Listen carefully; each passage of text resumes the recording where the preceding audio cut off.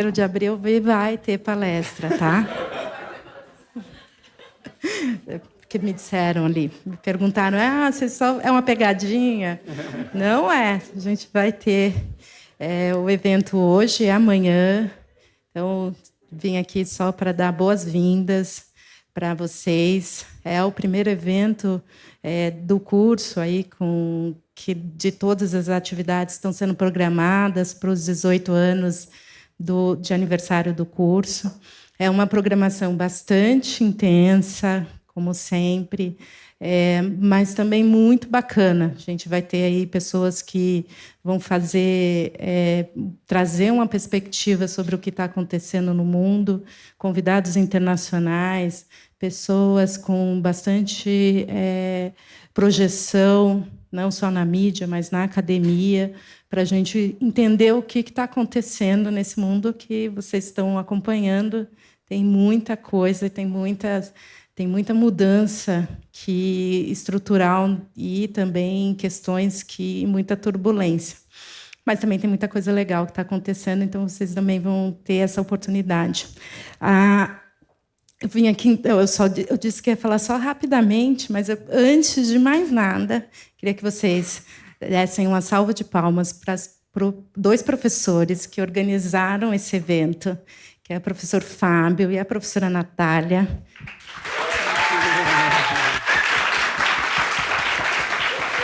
Eles estão há meses organizando, então a gente queria agradecer os dois pela dedicação, agradecer ao Alexandre por ter também aí feito a ideia, ter promovido o evento. E vamos para as palestras, né? Então, bom dia para vocês, boas atividades. À tarde eu quero ver todo mundo também na Feira das Nações. Então, vamos fazer aí, agitar o campus também, tá bom? Bom evento para todos. Tá bom. Obrigado, professora Denilde. Bom, a gente vai rapidamente passar aí para o evento. Falando em português agora, né? Não sei se o palestrante está nos ouvindo. I don't know. Mas aproveitar que ele não... Pelo menos eu não estou ouvindo, né? A gente pode falar em português. Então, agradecer, de fato, o apoio institucional que a gente está tendo, agradecer aos professores, como a professora Denilde mencionou. Um evento que dá um certo trabalho para ser organizado, ainda mais tendo palestrantes internacionais. Então, de fato, é um tempo de dedicação bastante intenso, né, para poder termos isso. Queria que vocês aproveitassem bastante, né, as falas dos palestrantes que nós vamos trazer aqui nesses 2 dias, hoje e amanhã. Né? Uma das coisas que eu costumo dizer é que eles têm algo que nós não temos, eu mesmo não tenho, que é a experiência. Né? A gente consegue passar muita coisa para vocês, mas a experiência, cada um tem a sua, né? E a gente tem que aproveitar as experiências que eles tiveram, né? na sua carreira acadêmica, na sua carreira profissional, e com isso a gente vai formando a nós mesmos, né? Com a formação que nós estamos tentando proporcionar para vocês, para que vocês possam, depois, daqui a algum tempo, a gente poder chamar cada um de vocês para vir aqui e falar para nós. Né? A gente vai ter oportunidades aí, que no futuro vocês virem e contar para nós, olha, a minha experiência na vida profissional, lá no Ministério X, né, foi dessa forma. Então, a gente sempre vislumbra essa possibilidade de algum dia, não muito distante, poder convidar vocês aí para poder estar aqui também falando para os futuros alunos da ESPM sobre a experiência profissional de vocês, como é que foi a formação e como é que é atuar no mercado, no governo e por aí vai. Tá? Então, eu queria desejar um bom evento a todos, passar a palavra aqui para o pessoal do painel desta manhã e que possam ter aí um lindo e próspero futuro. Parabéns a todos.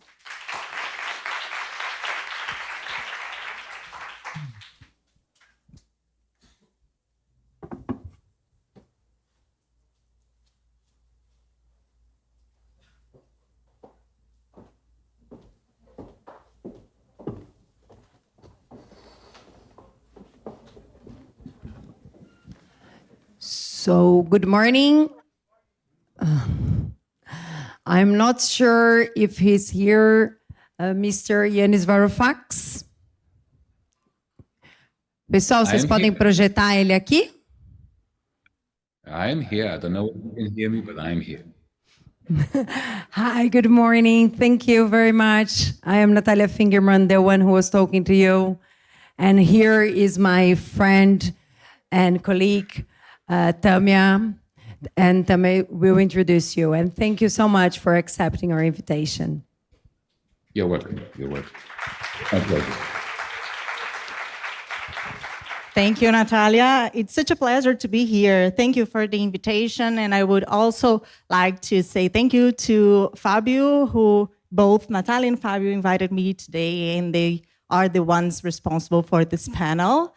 I'm very excited. So good morning, everybody. Welcome to the first panel of the Global Perspective Summit. And I have the enormous responsibility to introduce Mr. Yanis Varoufakis.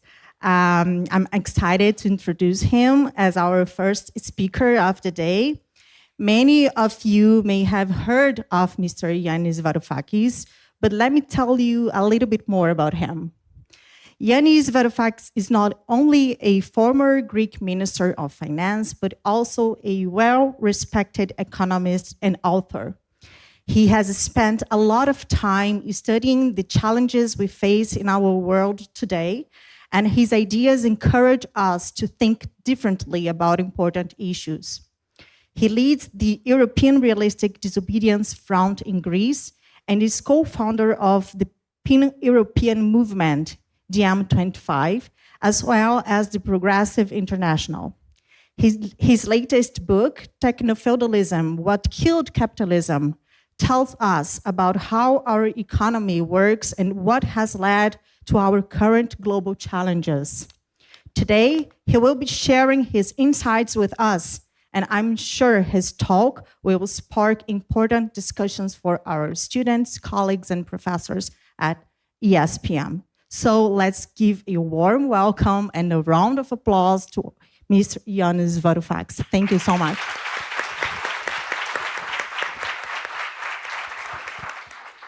Thank you for the kind introduction.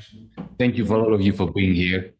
I'm not going to talk about my book because it is important, especially in front of a young audience, to connect what's happening as we speak with the world of ideas, with the world of, let's say, political economy. Today, it is the 1st of April. Tomorrow, it is, according to a certain Mr. Donald Trump, President Trump, it is Liberation Day. Did you read about that?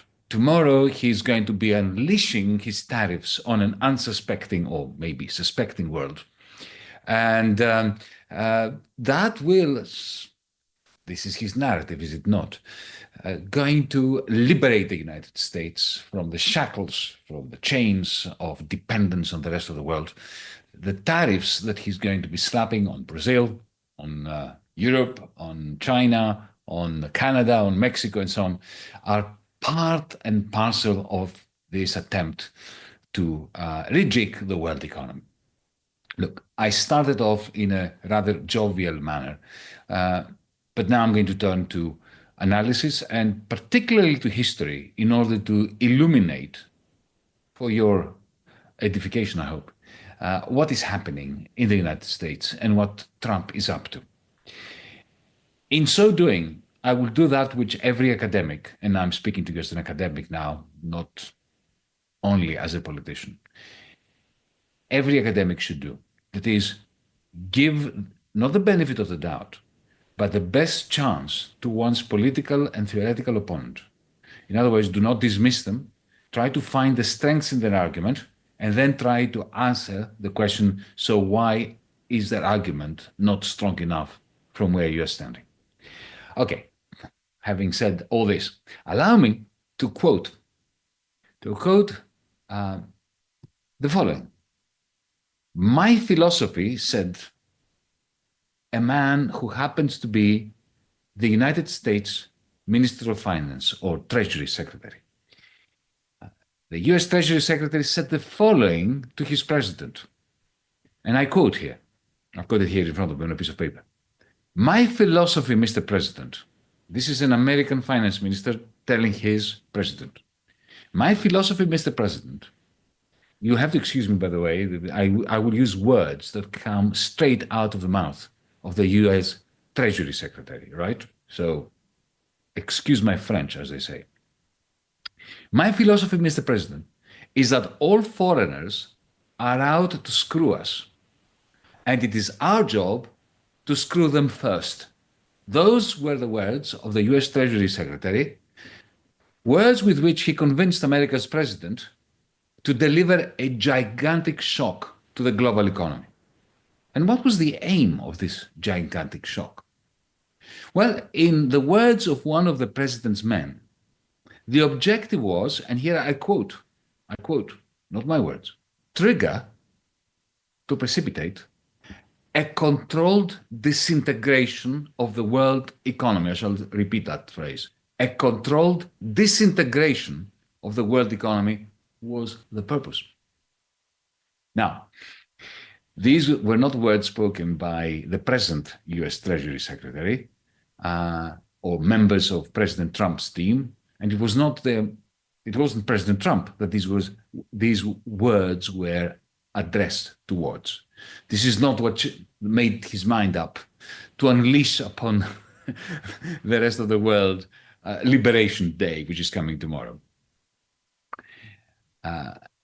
While this expression is very reminiscent of Trumpism, remember the foreigners are out to screw us. Yeah? Trump himself, only 3 weeks ago, had said, I don't know whether you heard that again, I'm quoting Trump this time, the European Union's reason to exist, it was created, he said, to screw the United States. So the language is very, very similar, except that that expression that I used was uttered in 1971, in August of 1971, by the then Treasury Secretary of the United States, a Texan by the name of John Connally. And he was, of course, addressing the then President of the United States, President Richard Nixon. And that was the phrase with which, according to the transcripts of their conversations, that convinced President Nixon to unleash the infamous Nixon shock upon the rest of the world on the 15th of August. That was the end of the Bretton Woods system. Now, why am I telling you all this story? My purpose in recounting the Nixon shock story today, of all days, is because commentators who should know better pretend that the shock that Donald Trump is now delivering is unprecedented. And also that it is bound to fail because all such reckless assaults at the prevailing order of things fail. Well, not quite. The shock that President Nixon's team deliberately delivered in 1971, yes, it was devastating for the people of Latin America, for the people of Africa, for the American working class, for much of Europe.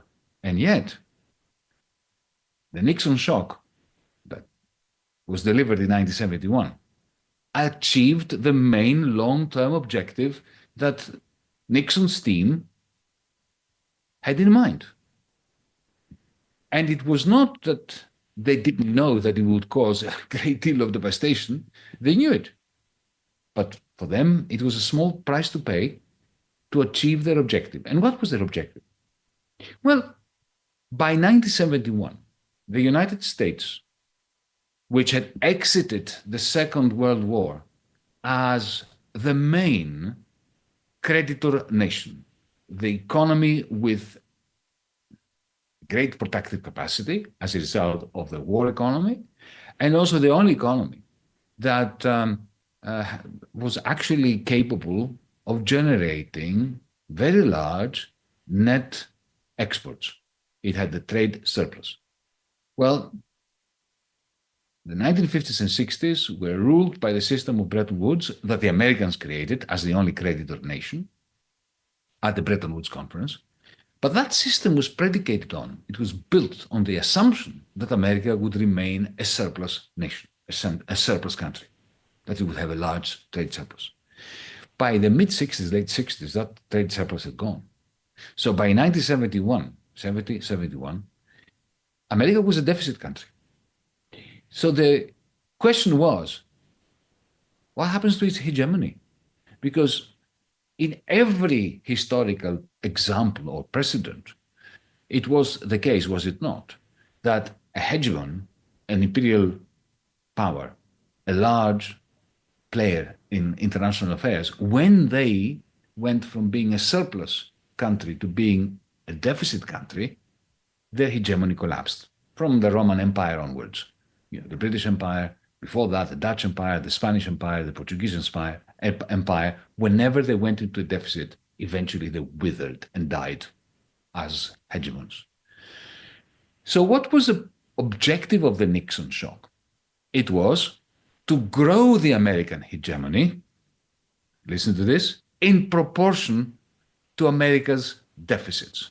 That is, to be the first example in the history of humanity where your hegemony rises along with your deficits. And that's what the Nixon shock was all about, and the Nixon shock worked. Now, of course, that doesn't mean that because the Nixon shock worked, Trump's shock is going to prevail and succeed. But nevertheless, studying these two shocks, what Nixon did in the 1970s and what Trump is trying to do today as we speak, I think that really offers us, it packs many important insights. And the first one is that what is good for the ruling class of the United States is not necessarily, of course, good for the working class, for the majority of Americans, and it's certainly not necessarily good for the rest of the world.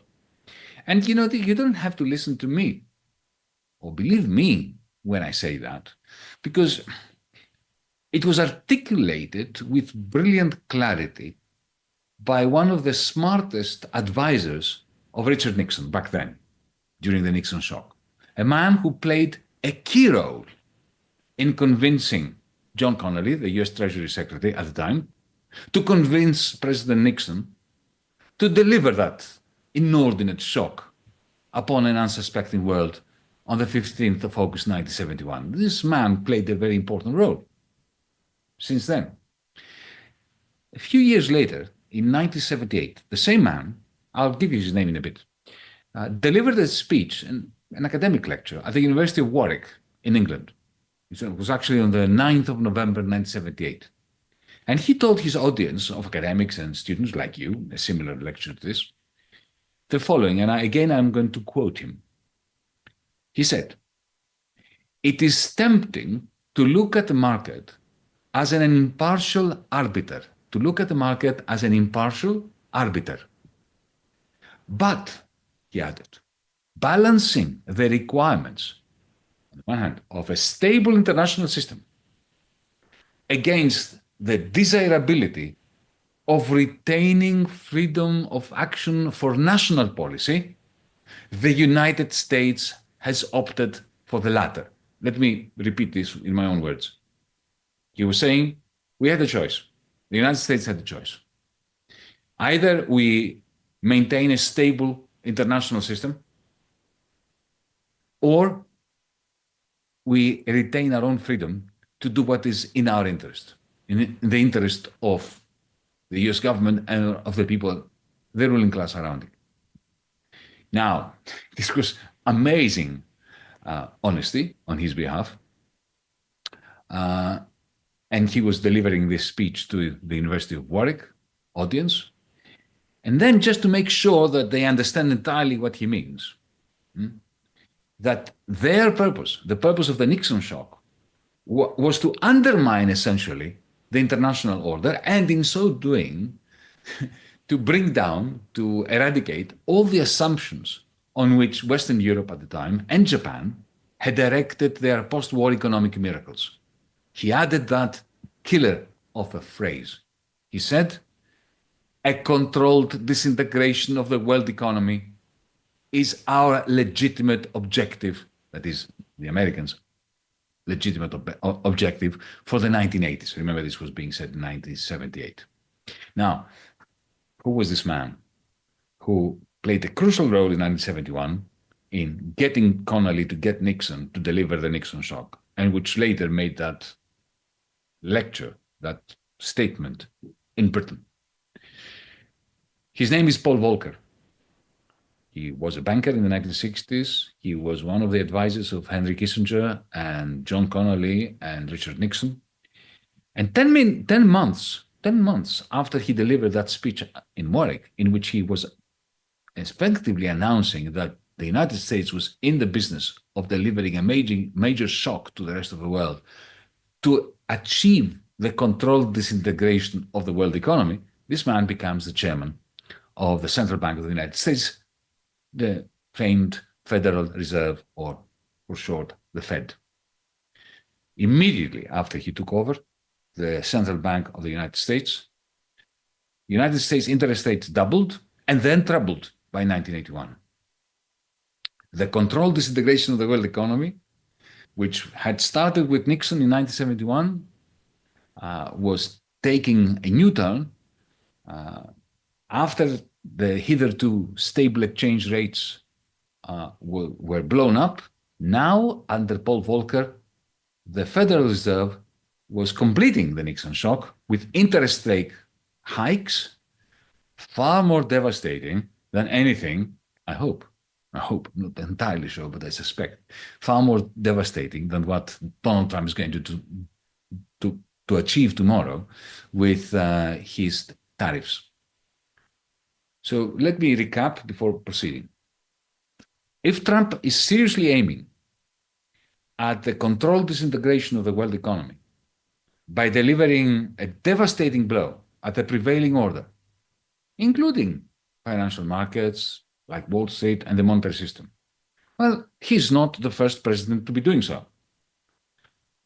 Nor is he the first president who purposely damages America's allies in order to renew and prolong American hegemony over his allies. And he's not the first president who is prepared to cause medium-term damage upon Wall Street in the process of strengthening American big business capital accumulation in the longer term. Effectively, what he's telling his friends now in Wall Street, who over the last week, 2 weeks, they've suffered losses. You saw that. What he's telling them is that those losses that you are suffering in Wall Street, think of them as investment in long-term wealth creation for yourselves. In other words, I will do exactly what Nixon did, because Nixon's shock did have costs for American big business and American big finance. But in the grander scheme of things, American hegemony, and therefore the rent acquisition of the financiers in Wall Street, the real estate players in Miami, in New York, in California, they all did see huge benefits at the expense of the American working class, at the expense of Latin America, at the expense of the rest of the world. There is a delicious irony here. You see the liberal establishment, the Democrats in the United States, the various governments across the European Union, being in shock about the way in which Trump is undermining the world as they know it. Well, interestingly, if my analysis is correct, the world as they know it, the things that they are grieving over, because they think that Trump is about to blow them up, and maybe they're right in thinking that. Well, these were the outcomes of Nixon's shock, of another earlier attempt to blow up the liberal established order. This is exactly what Nixon did. I just wanted to mention that ironic twist. Now, setting aside the irony, allow me to highlight the importance of the Nixon shock by saying that the Nixon shock really did shape the world as, let's say, Generation X, the people who matured in the 1990s and 2000s, just before the millennials, the world in which they grew up. Let me give you 3 things that the Nixon shock produced globalization, financialization, and neoliberalism. I'm going to argue now that those three are the direct result of Nixon's shock. Now, remember what Nixon's foundational and fundamental question was? How could they ensure that America remains hegemonic after it had become a deficit country? After the budget deficit was large, the government budget deficit, and there was a substantial and increasing, burgeoning trade deficit. Well, one thing you can do if you have a deficit and it threatens you is you can resort to belt tightening, to austerity. An austerity drive would rein in the deficits to some extent, but it would come at a major cost. It would come at the cost of a recession that would intensify the tensions within America's very fragile political economy. Remember, at the time, America was fighting the horrible Vietnam War. It was fighting another war in its midst, domestically, with the civil rights movement and so on. So the last thing that the government wanted at the time was austerity that enhances these internal tensions. And also, a recession is not very good for America's capacity to project geostrategic, geopolitical, military power to the rest of the world. How can they pay for the military if they are shrinking the economy through austerity in order to shrink their deficits? So they rejected austerity.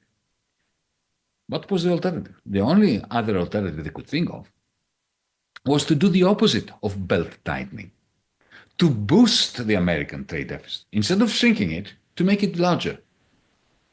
So what happens if you make your trade deficit larger? Somebody has to pay for it.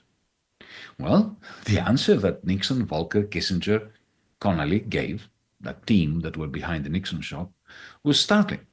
Well, we are going to increase our trade deficit and make foreign capitalists pay for it, particularly German and Japanese capitalists pay for it. And this is how I'm going to justify or explain my argument that financialization, neoliberalism, and globalization were the direct result of this particular Nixon shock, of the choice that they made at the time. Okay, the idea of making foreigners pay for the American deficits, this is totally audacious.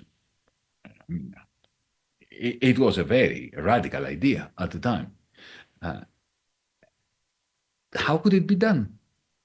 Well, to succeed in getting dollars accumulating in the bank accounts of the Germans, the Japanese capitalists, and later the Chinese capitalists, right? They had to create the circuits of capital by which all these foreigners' dollars could be repatriated through Wall Street and then recycled. Well, that meant, however, that if you're going to make Wall Street the mechanism by which this tsunami of other people's money comes back to the United States, you really have to unshackle, liberate Wall Street from all the regulations, all the constraints placed upon them. Initially by Franklin Roosevelt in 1933, then during the war economy, and then during the Bretton Woods system. So after 4 decades of controlling the bankers, so that they would stop the bankers from inflicting another 1929 upon American society, suddenly liberating the bankers from these regulations, from these regulatory constraints, was the number one priority of the Nixon administration. But in order to justify that to Congress, to the people out there, they needed a new economic theory. And they needed a new economic theory that was wrapped up in a new political philosophy. And that's neoliberalism. By the way, there's nothing new or liberal about neoliberalism. It's all rehashed ideas from the 19th century. It's very authoritarianism. It's not particularly new. But what it does, it is a theory which fetishizes the market.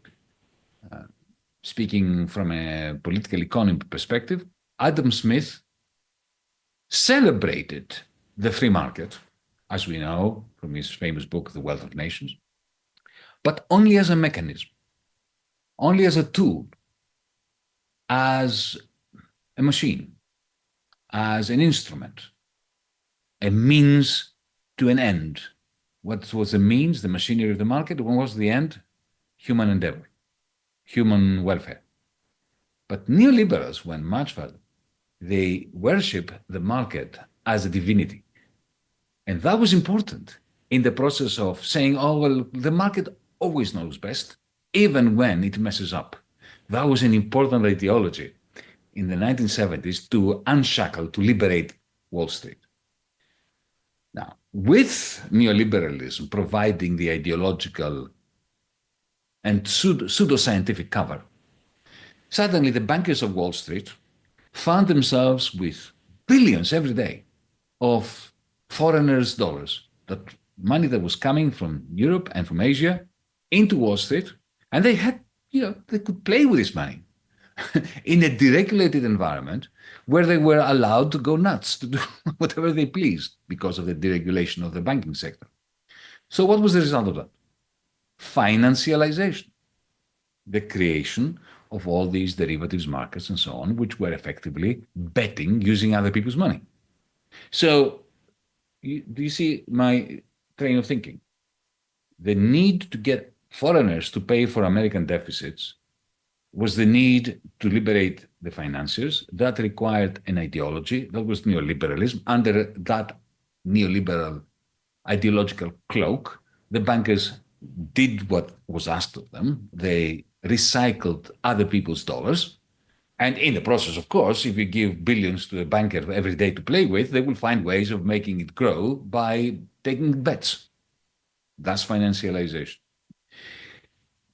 Okay, where does globalization come in? The globalization of trade, all these changes to the World Trade Organization and so on. Well, the more this new world system relied for its precarious stability on American deficits, because it was the American deficits that provided demand for the net exports of Europe and Asia, the greater the volume of trade that was necessary to stabilize this purposely, intentionally imbalanced, globalized system. That's why there had to be a globalization of trade and capital, a reduction in tariffs, a reduction in quotas, and so on. And so I'm coming close to wrapping up my main argument, that the world that Generation X grew up in and got to know, that's how it was born. Many refer to it as the neoliberal era. Others associate it with globalization. Some identify it with financialization. Regardless, whatever we may call it. It was the world that the Nixon shock created, and which led, in the end, by 2008, to the great financial crash that shook the world's foundations. After the crash of 2008, in order to refloat those bankers, the G7 governments and central banks printed $35 trillion, $35,000 billion, in order to reconstitute, in order to refloat this financial system at the expense, of course, of the majority of people in every country who had to suffer austerity at the same time. Now, that bailout of the bankers restored American hegemony, but nevertheless, American hegemony started from 2009 onwards to lose more and more of its dynamism. The Nixon shock was running out of steam. At least that's what the Trumpist team, the Trump's men, and it's men, there aren't any women, as you can see, you just look at the pictures of them or the videos. They are keen to give the Nixon shock a second wind, or is it the third wind? Anyway, to extend it. This is the whole point of what Trump is doing, the Trump show, that revolves around a master plan that places tariffs at the center of it for spearheading another controlled disintegration of the world economy that will, Trump's team hopes, reinvigorate the capacity of the United States to extract rents from the rest of the world and therefore maintain its hegemony, even though its manufacturing is now almost insignificant in terms, as a proportion of world manufacturing. Now, is this going to work or not? It's impossible to know. It's only beginning today. Unlike the Nixon shock, we had 50 years, half a century and more to evaluate it. Trump's shock is beginning today.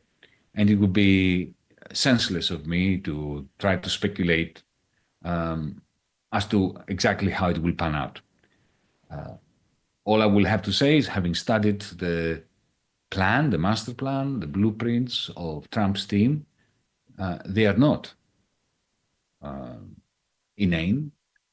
It is a very big mistake of their political opponents to consider them to be madmen. They have a very specific structure of policies with which they want to succeed in making the Trump shock the equivalent of the Nixon shock. I personally don't think it's going to work, but not for the reasons that the liberal establishment, the New York Times and Le Monde and so on, immediately assume that these are a bunch of reckless idiots that are going to find themselves in a very tight spot of bother very soon. It's important not to underestimate one's opponents. Let me put it that way. In wrapping up, allow me to say that at this stage, what I think is, from an academic point of view, political point of view, discursive point of view, what it is important to do is to compare the two shocks, and with a view to gaining insights into exactly what kind of world may take shape as a result of the Trump shock. Let's start with the similarities between the Nixon and the Trump shock. Both shocks are intended, or were intended, at devaluing the dollar substantially, while at the same time strengthening the dollar's exorbitant privilege, the fact that it is the world's currency. How do you devalue a currency while making sure that it is a dominant one? That was the objective both of the Nixon shock and today of the Trump shock. So the objective is the same, but the methods that they use are quite different. Well, 50 years have passed, they couldn't have been the same. The Nixon shock initially involved letting the money markets devalue the dollar's exchange rates. And they also intended to cause further pain to America's allies through the explosion in the price of oil. Once Kissinger asked himself the question, who caused the oil crisis in 1973? And he answered the question, we did, meaning the American administration, Nixon administration. Because that was a development that even though America was damaged by high oil prices, Europe and Japan were damaged even more.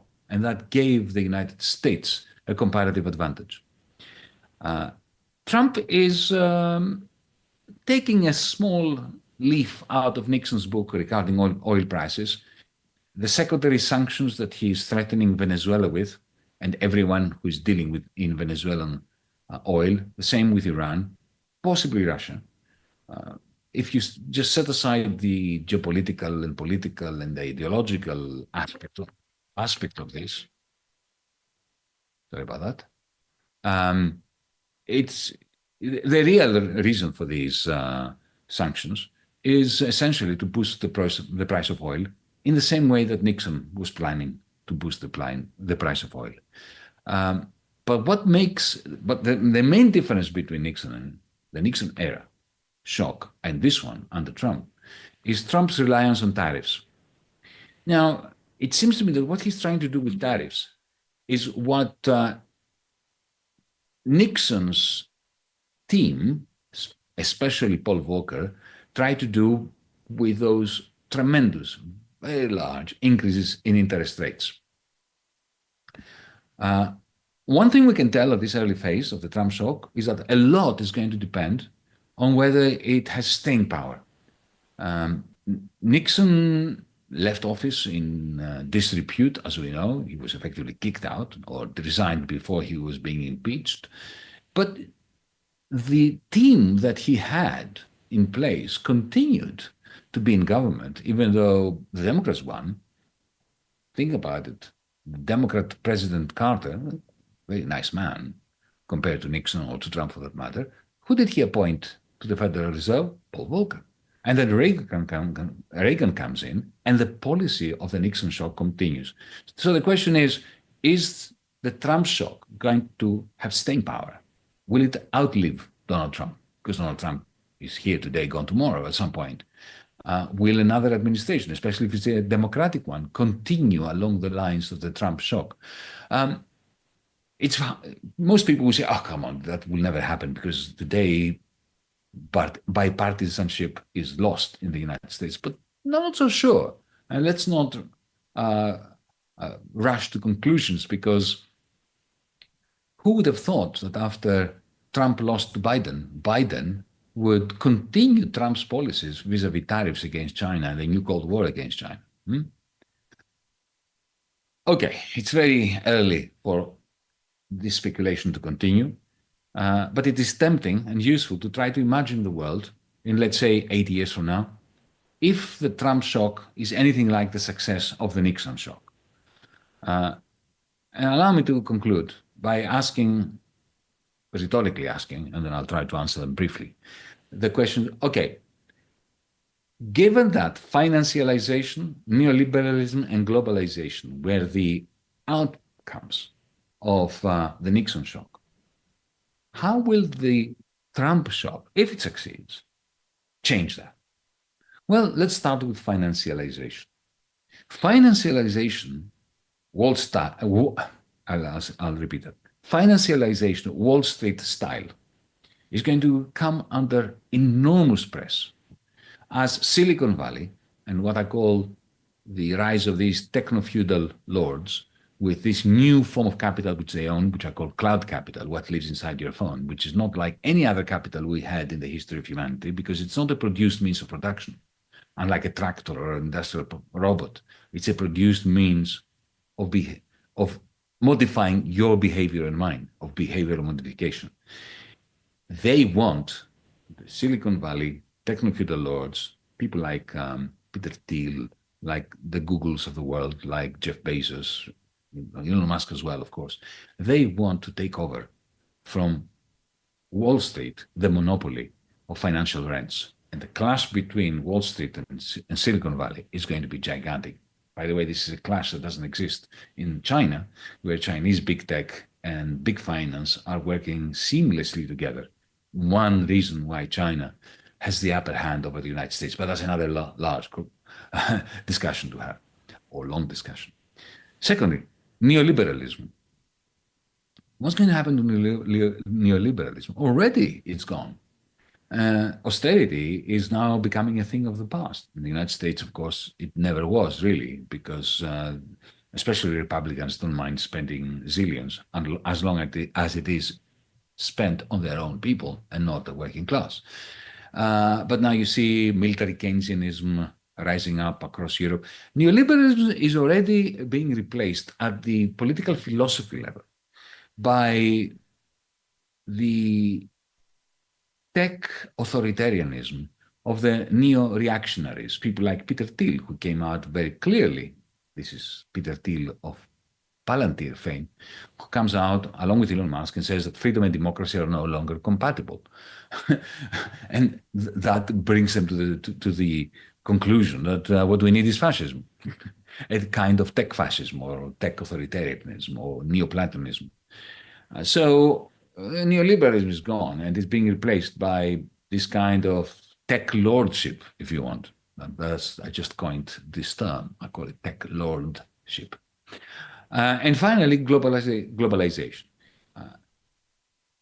Already we see that we have the regionalization, the splitting up, the bisection of the planet increasingly into two groups. One is the BRICS, and the other, of course, is the American empire. And that is going to get far more so. This bipolar world is going to determine all supply chains, and we're going to have increasing fragmentation within the American section of the planet as German capital in particular migrates from Europe to the United States. With these thoughts, I just wanted to share with you my way of thinking, how my political economy and political activism, I have to say, informs the developments that are happening as we speak. And as you noticed, I tried to focus on what's happening today. Well, maybe not today, tomorrow, on the 2nd of April, with the so-called Trumpian Liberation Day. Thank you.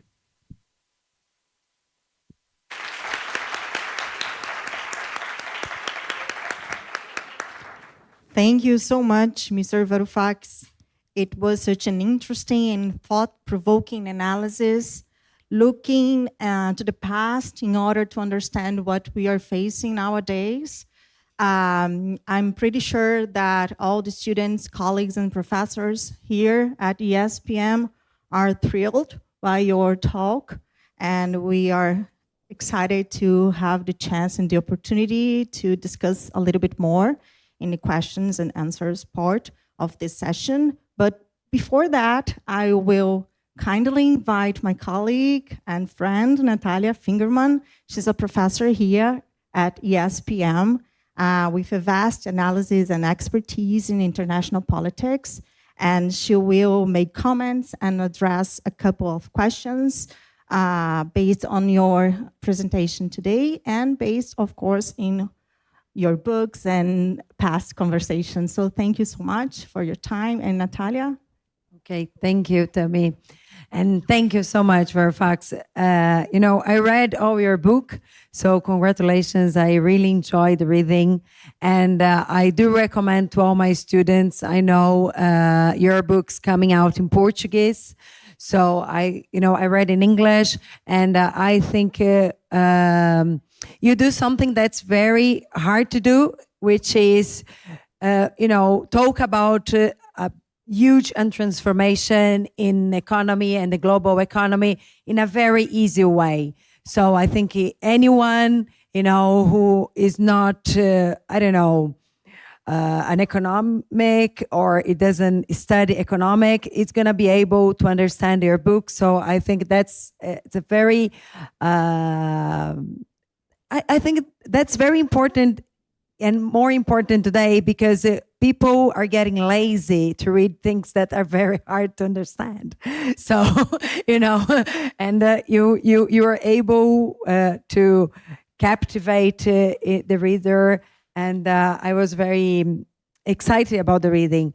And one of those things that, I really like the whole idea about techno-federalism and that we live in techno-federalism.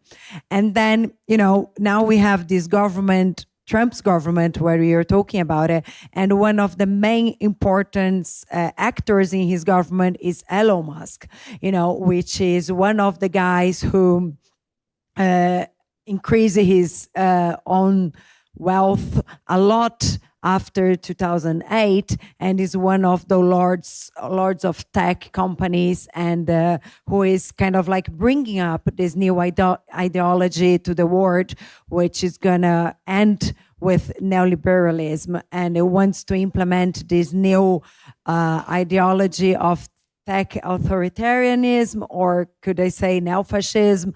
I don't know. I think we do have different perspective being discussed about that. But by the end of your book, and that's something that I really wanted to mention, because we have here the next generation, and that's the generation which will deal with climate catastrophe. And that's one of the points that you bring up in the book, the importance of thinking about the climate change and how we are going to deal with the climate change. And by the end, you kind of like, I'm going to do a blueprint of an utopia. And when I am teaching, I usually say to my students, we can just think about the future in terms of dystopia. We cannot think anymore about the future in terms of utopia. And I think that's very important to think about it. How can we change the world? And is that the world we want to live in?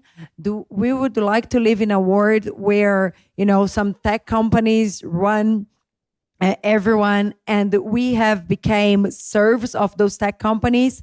So I don't know if you could develop more this argument, about being serfs of tech company, because I do realize I am, but I don't think all my students know that we are all serfs of tech company, as we do have a social media. So thank you so much for a book. And then I comment more. I was very excited with the book. So if you could develop that more, I would appreciate.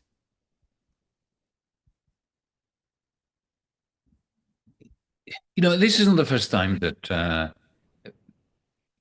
behind the throne in the White House, there is a billionaire. It's standard practice in the United States. There was John D. Rockefeller. There were the Koch brothers before, Henry Ford before that. This is not new. But I'll tell you what it is new, and you've given me the cue to say that with your question. It's a new form of capital that these tech lords possess, which didn't exist before. If you think about it, mention Henry Ford. Henry Ford was megalomaniac, wasn't a very nice person. He hated women, he was a misogynist, quasi-fascist. In other words, very similar to Elon Musk. And he tried to influence the way we think, the way we act. So there are many similarities, but there is a profound difference. His form of capital was productive. He had factories producing cars. The machinery in the factories were capital goods produced means of production. And what he wanted you to do was to buy his car. He used his influence with the press, with the judiciary, with politics, in order to get trams, streetcars, torn out of the cities and to replace them with his cars. Very obnoxious, but nevertheless, there is a profound difference between that and let's say, Jeff Bezos of Amazon, or Elon Musk for them. Their capital, which gives them exorbitant power, is what lives inside your home, your tablet, our computer. And that is a form of capital, which I call cloud capital in my book, as you know. That is automated, it's a computer means, it's a machine that we have created. But it doesn't produce anything, except it creates digital fiefdoms in which we are enclosed as producers, consumer users, whatever. And everything we do is taxed effectively. So there is a rent extracted. So if you buy a book, a bicycle from Amazon, 40% of what you pay doesn't go to the people who produced it, not even to the capitalist who has exploited workers to produce the bicycle. It goes to Jeff Bezos. So it's a form of rent, of feudal rent, I call it cloud rent, as opposed to ground rent.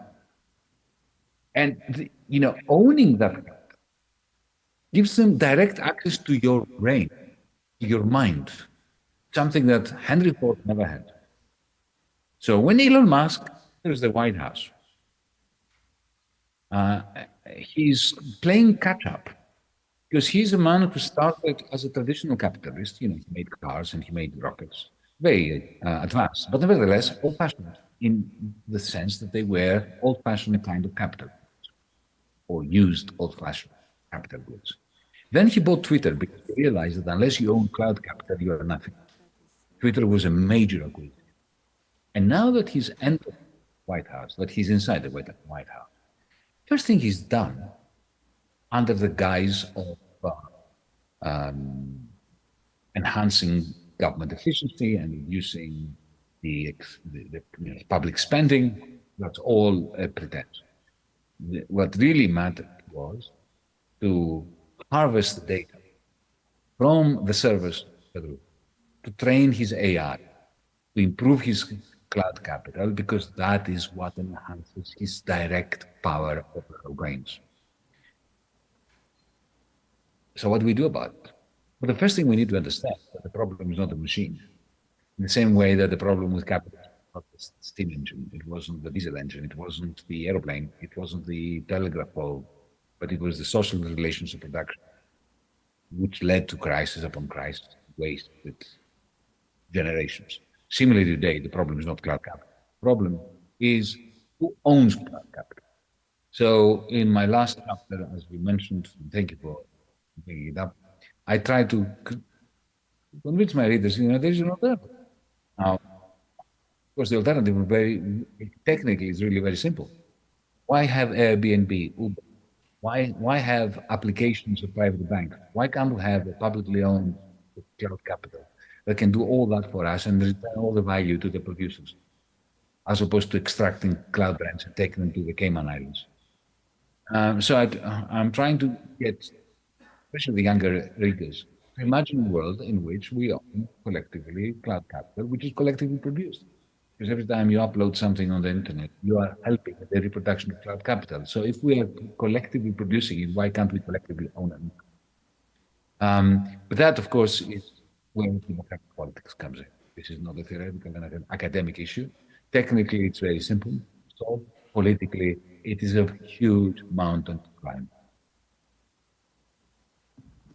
Okay, thank you very much. And I was thinking, if we are all a product in the end of the day, but if we don't recognize it as a product, because by the end we are just data for the algorithm. And you were saying, we should be paid for that in a way. When you bring up your utopian proposal, one thing that I was wondering, it's how to make people get involved in politics again, because all the algorithm does is not to involve people in politics, but to involve in fanatism, in a radical perspective, and not to include and discuss with the other. But I don't know, I think that's a great challenge that you provoked me. And I do have a lot of questions, but I want to see if the audience has some questions as well. And so we have, I think, a lot of students here of international relations. So if they want to ask you a few questions, and then we can end with this panel. So come on, anyone?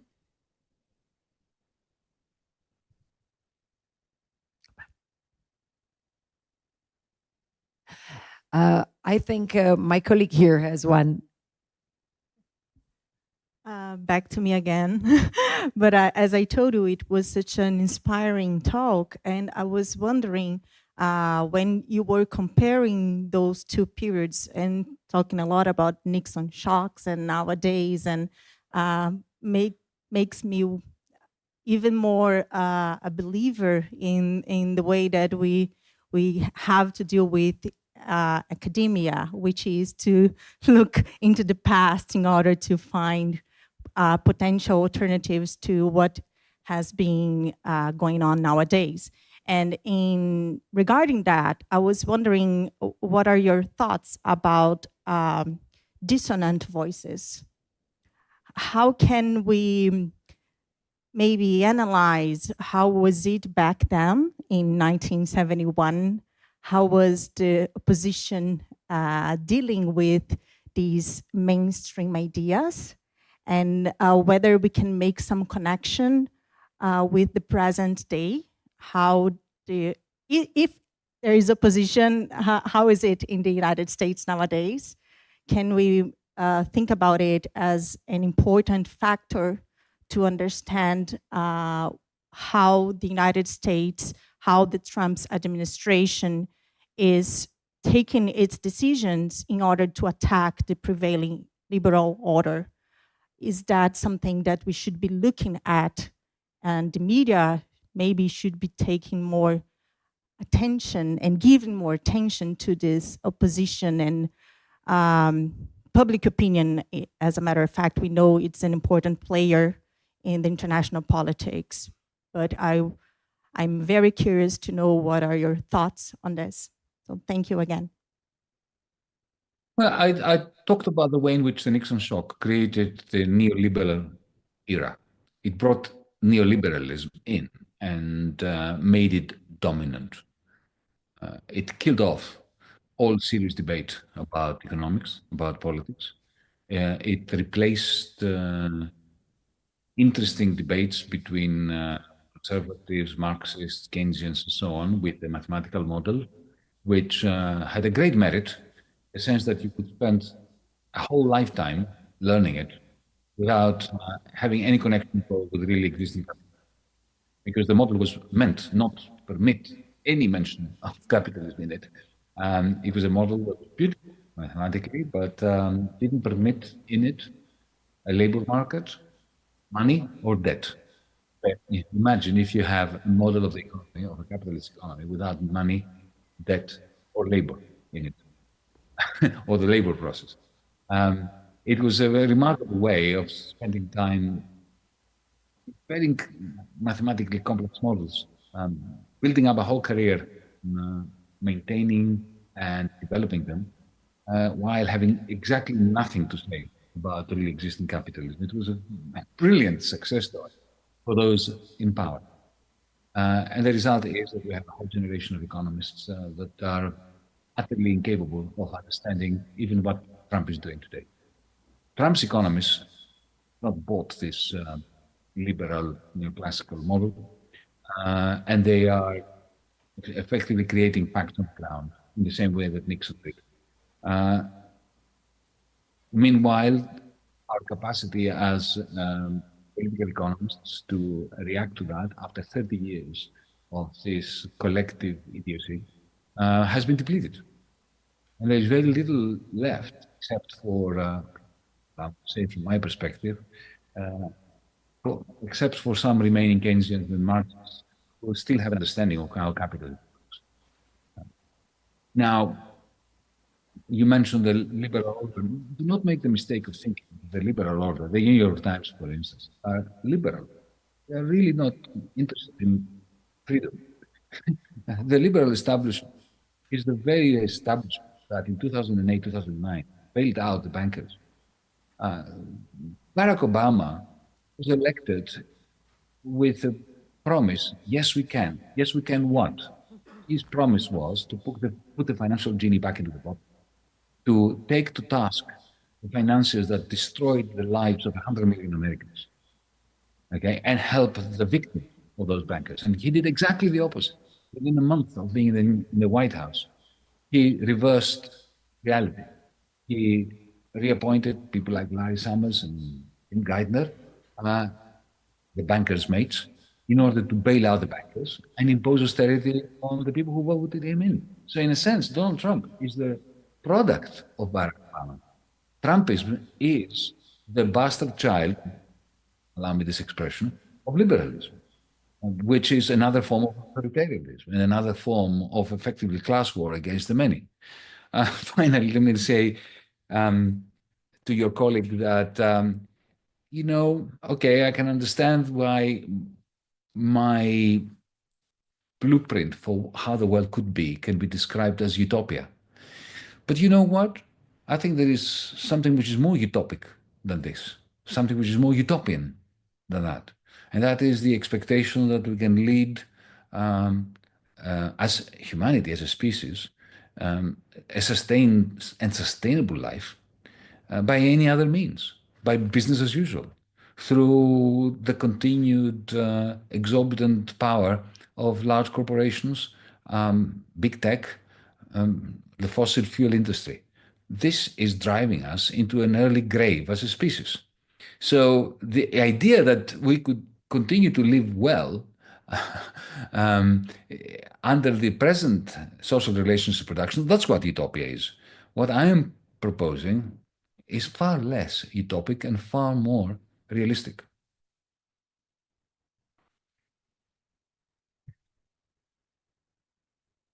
you.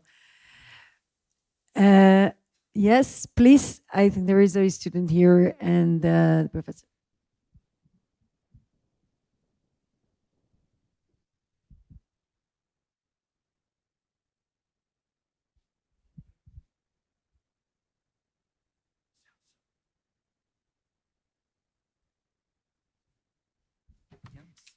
Yanis. Hi, Mr. Yanis. Am I correctly? Yes, correctly. Okay. My name is Mr. Yanis. Okay. I'm in the first semester of International Relations, and it's a huge pleasure to talk to you. But my question is, considering that we have Elon Musk, completely capitalist on White House with Donald Trump, in your opinion, what are the great influence that he has above the political internationality and the system international on nowadays? And what is the benefits that he can gain from that and the influence that he got in all the world in the moment that we have a crucial for all the system? Well, it is clear that on the one hand, you have a mind-numbing amount of hypocrisy in the sense that he talks against the government, against government spending. He goes in there to reduce government spending. But of course, his SpaceX company would not survive 1 minute without government spending. He gets all his money from NASA in order to send the rockets to the moon, right? So you've got that. That was always the case with capitalists. They always talked against the state when the state was spending money on public health or on education, but they never had a problem with the state spending money on them. But the part of your question, which is more interesting, concerns his philosophy and the philosophy of people like Peter Thiel, Jeff Bezos, and the whole cabal of these tech lords, techno-feudal lords, as I call them. It is clear to me that they differ from the traditional big business capitalists in the sense that they're a bit more honest. They tell you directly that capitalism and democracy are not compatible. And I think, from a left-wing perspective, I agree with them. This is why I'm not a capitalist. I'm not supporting capitalism. I believe that capitalism is a very problematic system and a very backward system of organizing economic and social life. And that's why I would like to see socialism. What he would like to do is do away with democracy and essentially create a one-man show. In the same way that he is a tyrant, he goes into Twitter, he buys Twitter, he fires 80% of the people. He goes as Doge into the IRS, into various government departments, and he fires people and he treats them like vermin, like, with contempt. So there is this, this is a great man story of, a Bonapartist kind of line. To save freedom, I have to deny you the freedom to have a voice. So it's a kind of fascism, fascism in the 1920s and 1930s under Mussolini, under the Nazis, and so on, was intimately linked with manufacturing capital. In the case of this tech lordism or lordship, the ideology of the big tech folks, lords, they are not so connected or interested in manufacturing capital, traditional capital, produced means of production. They are far more interested in their relationship with cloud capital. This is why I'm putting emphasis on this fundamental distinction between cloud capital and traditional capital. In the end, let me just finish off, and I have to go after this. I'm sorry, but my next appointment is coming up. My apologies in advance. if you look at the first thing that Trump did on the first day when he moved into the White House, he did something that damaged Musk. He removed the subsidies that the Biden administration had in place for electric vehicles. That was about $8,000-9,000 that if you bought a Tesla, you got $8,000-9,000 from the state.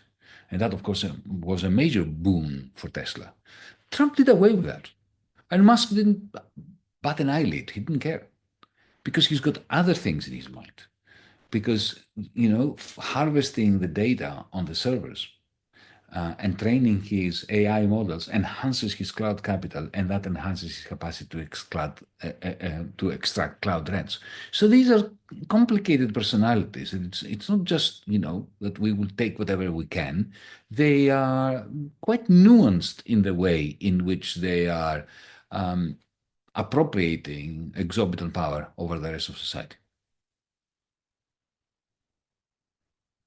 Varoufakis, for all your explanation and sharing your knowledge and your thought with us. It was a pleasure. I do have more questions, and I will send you through email. And if you can, one day you answer, because I really enjoy reading your book, and it came up a lot of ideas by the reading. So thank you very much for accepting our invitation. It was a pleasure to have you here with us. A big applause, please.